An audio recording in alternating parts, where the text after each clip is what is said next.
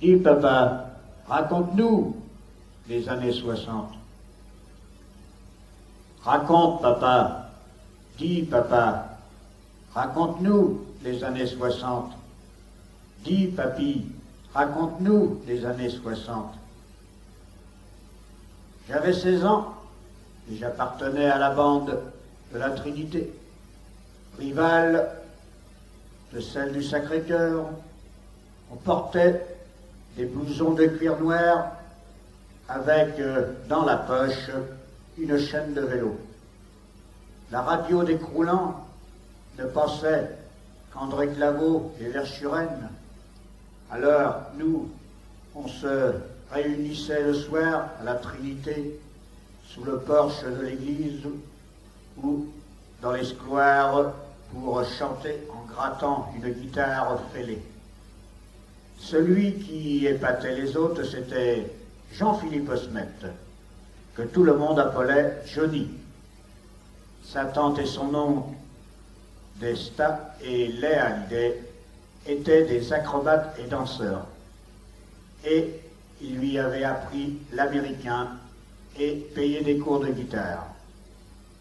C'est Johnny qui m'a amené au golfe de Rouault. Et je l'ai entendu dire à un autre grand frisé, je serai l'Elvis Presley de la France. Et l'autre a répondu, et moi, je serai le Jane Vincent. L'autre, c'était Eddie Mitchell. Affirmatif, mais à l'époque, il s'appelait Claude Moine. Et au golf, on l'appelait Small. Les deux César se partageaient déjà le futur empire du rock français. Et c'est Albert Resner qui nous parle sur l'Olive. Salut les copains. Il fut un précurseur, mieux que cela, un explorateur dans le décibel de la musique du rock des années 60. Grand découvreur de talent, ses possibilités musicales le mirent à l'affût de la graine des vedettes qu'il pouvait faire éclore dans son jardin, un peu comme le Nero Wolf de l'héros de l'homme de l'orchidée. Cultive jalousement ses précieuses bulles. Il fallait un lieu privilégié à cet homme, en apparence nerveuse et mordant. Ce fut d'abord le golfe de Rouault, qui fut son terrain de prédilection, puis son lieu d'élection.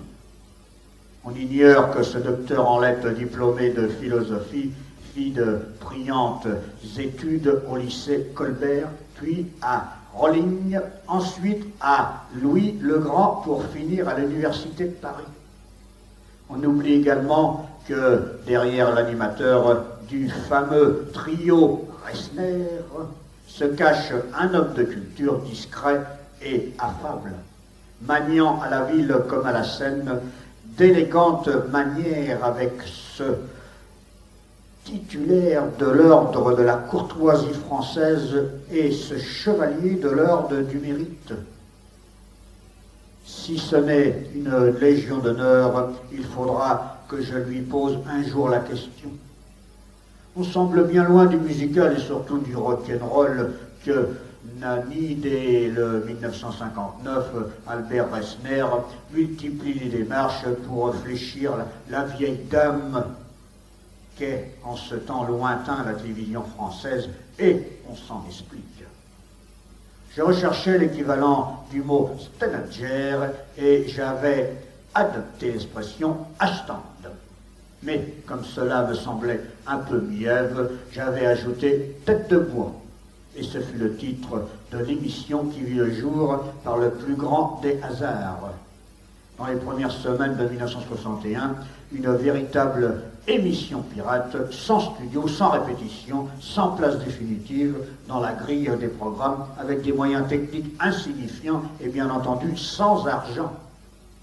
Eddie Mitchell et les Chaussettes Noires, Nancy Holloway et bien sûr Gilbert Bécaud, auxquels il devait le titre de son émission, furent partie de cette première fête.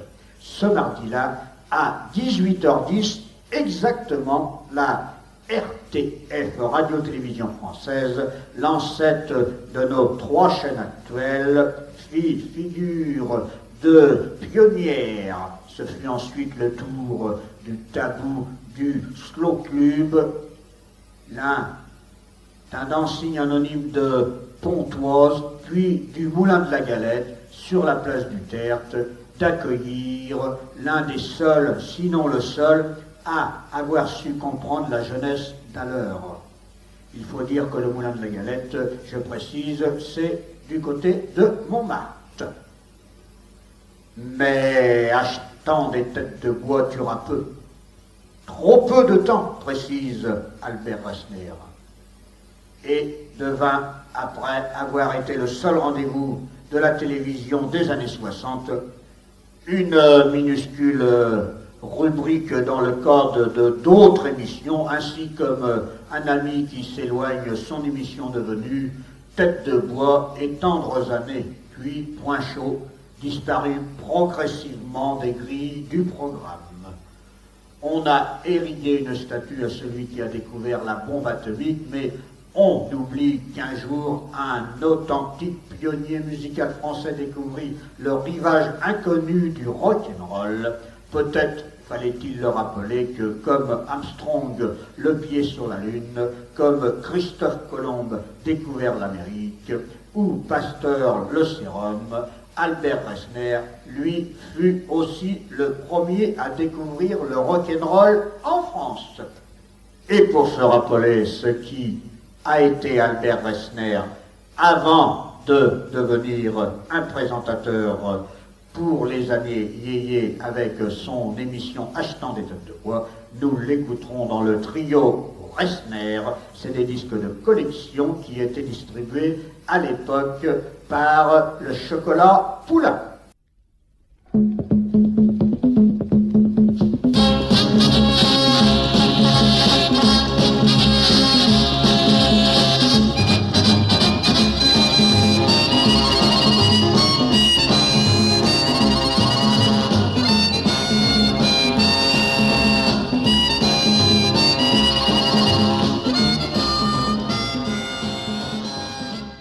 Eh bien, nous sommes en 1960 et c'est cette année-là que fut lancé le paquebot France, que l'ancien franc devient nouveau et que le rock'n'roll fit fureur en France. Made in USA.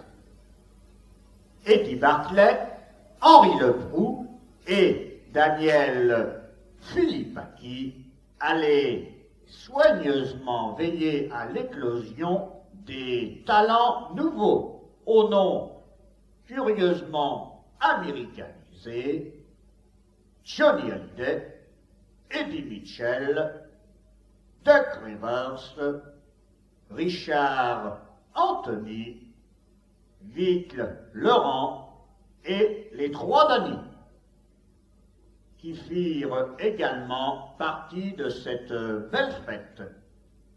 Daniel Gérard, Danny Boy et ses pénitents, et Danny Logan. En quelque sorte, une bande de jeunes inadaptés en quête d'adaptation. En 1960, à l'heure que résonnent encore les derniers éclats de la guerre d'Algérie, Guy Béard, Dario Moreno, Gloria Lasso et Henri Salvador tiennent le haut du micro-sillon. Sur les écrans, John Wayne et Alamo triomphent avec 150 versions de la bande originale de ce prestigieux film américain.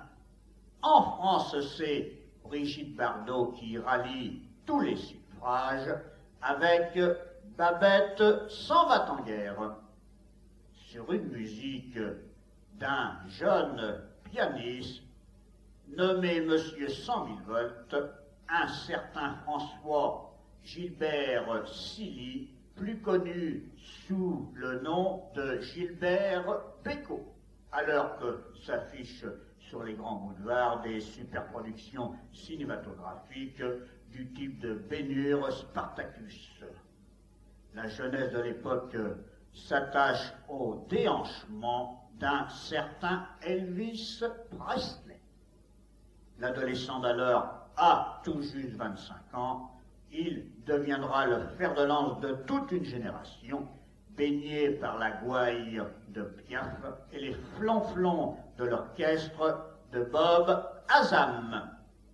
Les parents ne s'apercevront pas tout de suite de cette immense vague qui va déferler sur la France et à Paris. Les rassemblements se fera comme une traînée de coude autour de la piste du golfe Drouot qui entraînera dans la légende plus de 20 ans plus tard, en fermant ses portes aux 2 rue Drouot. Ce golfe du même nom abritera longtemps les ébats et les émois d'une cohorte d'adolescents boutonneux conduits par un certain Jean-Philippe Smet. Vous l'avez compris, ce fut Johnny Hallyday. Et j'ai son premier disque en main qui est sorti le 14 mars 1960. C'est un disque original de collection. C'est le premier disque de Johnny Hallyday. Il est un petit peu craquant, mais c'est l'original de l'époque. Le voici, le voilà. C'est un super 45 tours avec 4 titres qu'on pouvait avoir sur les disques à l'époque, dans les années 60. L'unité se souviendra sans doute longtemps, car il assistait, sans le savoir, au début hésitant du chanteur Jean-Philippe Smet, qui s'appelait pour la prospérité à devenir Johnny Hallyday. Après le fameux radio-crochet du 30 décembre 1959, Johnny vient de signer un contrat chez Vogue et le 14 mars sort sur le marché son premier 45 tours avec 4 chansons, dont l'une est une adaptation de Mac in Love qui deviendra T'aimer follement, et 3 autres des productions bien de chez nous, signées d'auteurs de grands talents comme Fernand Boniface ou André Salvet. Le 18 avril suivant, sanglé de sa célèbre chemise à rayons noirs et or, il interprète Laisse les filles pour la première fois sur un plateau de télévision. L'émission, on s'en souvient, s'appellera L'école des vedettes, présentée par Aimé Mortimer et porte un titre prédestiné. Georges Leroux, son ménagère, ne s'étonne pas d'abord pour les 15 000 ventes de micro-sillons. Il passe à plus de 100 000 pour 5 000 anciens francs à l'époque, 50 francs de nos francs actuels, puisque le franc nouveau a été adopté en 1960. 5 000 francs devenaient 50 francs. Le Vieux Colombier, une salle plutôt difficile. Le 3 juin sortira le second 45 tours. Souvenir, souvenir, on l'écoute. C'est toujours Johnny Hallyday.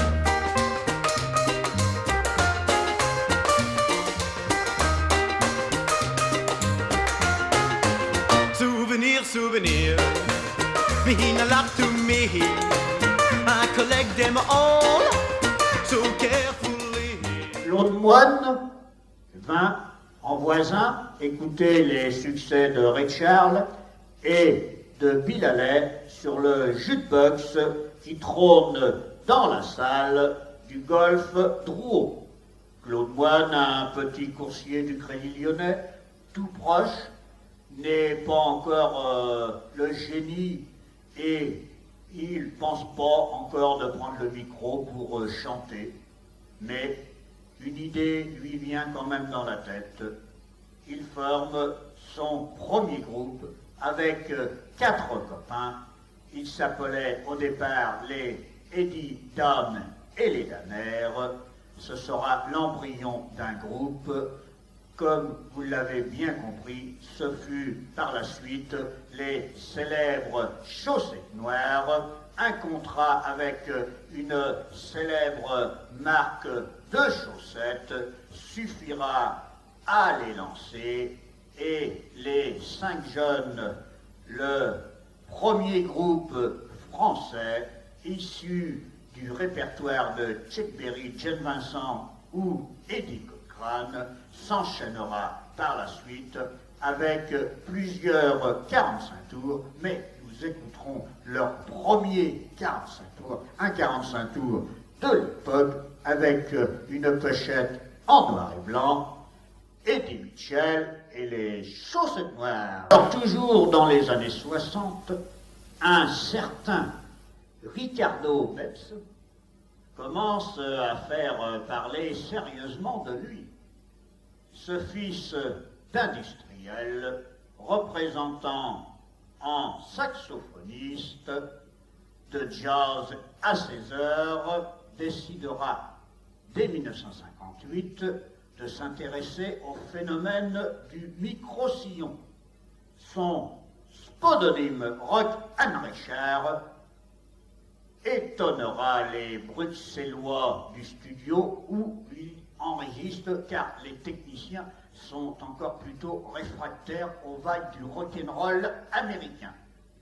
Son Peggy Sue, adapté du succès de Buddy Holly, sera un véritable bide, et le disque suivant, La Rue des Cœurs, également. Il obtiendra un véritable succès avec son 3e 45 tours, Nouvelle Vague, sorti sur une pochette jaune, se vendra à près de 150 000 exemplaires à l'époque. Ce fut un succès phénoménal, et on l'entendra dans son 3e 45 tours. C'est toujours des disques de collection d'époque des années 60. Le voici, le voilà, Richard Anthony dans Nouvelle Vague. Alors nous sommes toujours dans les années 60, 1960. Nous évoquerons les grands événements de l'année. 17 janvier, sortie de la chanson la plus reprise de 3 lignes dans la presse française pour annoncer la mort d'Eddie Cochran, pionnier du rock. Le lendemain, Johnny passe pour la première fois à la télévision dans l'École des vedettes. Le 20 mai, dans La Tosfilta, film primé au Festival de Cannes, un chanteur de rock encore inconnu en France, il s'appelait Adriano Celentano. Le 3 juin, sortie du 2e 45 tours de Johnny, Je cherche une fille. Je précise que un 45 tours de l'époque regroupait 4 chansons. 8 septembre, Richard Anthony monte pour la première fois sur une scène après 2 ans de carrière discographique. Et le 15 octobre, Gilbert Bécaud crée Tête de bois sur la scène de l'Olympia. Et nous sommes au 12 novembre, édition des futures Chaussettes Noires devant Jean Fernandez chez Barclay. Eddie prépare son stylo. Et nous sommes à la fin de l'année de 1960, sortie de Tu parles trop par Francky Jourdan, chanson qui sera reprise par les Chaussettes Noires par la suite. Donc les Chaussettes Noires en firent un succès. Et nous passerons au hit parade des copains, Lenny Escudero dans Balade à Sylvie, Les Chaussettes Noires, Pipa Colula, Danny Baille et ses pénitents Croque la Pomme, Les Chaussettes Noires et du Soivon, Les Pirates, Je bois du lait, Les Chats Sauvages, Le Jour J, Richard Anthony dont on a écouté le disque Nouvelle Vague, Francky Jourdan et Sylvie Vartan, Panne d'essence, Les Chaussettes Noires, Si seulement, Johnny Hallyday, Souvenir, Souvenir, Johnny Hallyday, T'aimer follement, Les Chaussettes Noires, Tant pis pour toi, Daniel Gérard, Tout l'amour, Les Chaussettes Noires, Tu parles trop, et El Toro et les Cyclones, 20e étage. Et nous écouterons quelques disques de l'année 1960 pour finir cette année avant de passer à l'année 1961. On y va pour